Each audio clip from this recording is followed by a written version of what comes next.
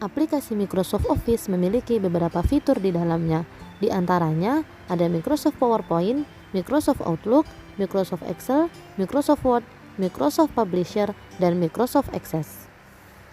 Semua fitur ini memiliki fungsi yang berbeda-beda. Yang pertama ada Microsoft Word. Dalam fitur Microsoft Word, kita bisa membuat dokumen, mengedit, ataupun memformat dokumen dengan cepat. Kita juga dapat membuat surat, serta membuka file dengan berbagai macam format. Microsoft Word ini juga bisa berkolaborasi dengan program Office lain.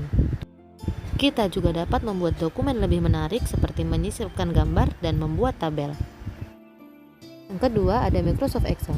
Microsoft Excel ini bisa digunakan untuk membuat tabel daftar laporan keuangan, daftar hadir, daftar nilai, dan sebagainya.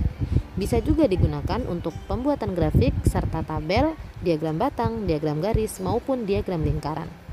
Microsoft Excel ini juga bisa melakukan perhitungan secara otomatis dengan menggunakan rumus ataupun logika.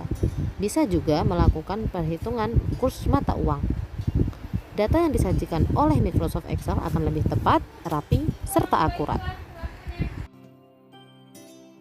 Yang ketiga ada Microsoft PowerPoint. Microsoft PowerPoint ini bisa digunakan sebagai media atau alat untuk presentasi mulai dari kalangan pemula ataupun pekerja. Presentasi yang akan disajikan bisa berbentuk slide sehingga kita dapat menggunakan fitur ini sebagai alat menuliskan pendapat ataupun pernyataan dalam bentuk tulisan dan ilustrasi.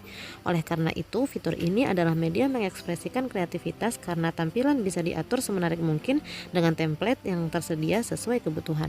Kelebihan lainnya, hasil materi yang diketik berbentuk soft copy sehingga lebih mudah untuk dibawa dan disimpan. Keempat ada Microsoft OneNote. Dalam Microsoft OneNote ini kita bisa memperbaiki catatan dengan anotasi tinta, sorotan, ataupun pengetikan. Guru juga dapat menggunakan OneNote ini untuk mengatur rencana pembelajaran dalam buku catatan digital yang mudah dicari. Selain itu, staf dapat membuat pustaka konten yang dapat dibagikan. Siswa juga dapat menulis catatan menggunakan tangan dan membuat sketsa diagram. Yang kelima ada Microsoft Outlook. Kita dapat membaca email secara offline dalam Microsoft Outlook. Kita juga dapat mengirim email dengan cepat, juga bisa mencadangkan email di komputer, serta melakukan penjadwalan.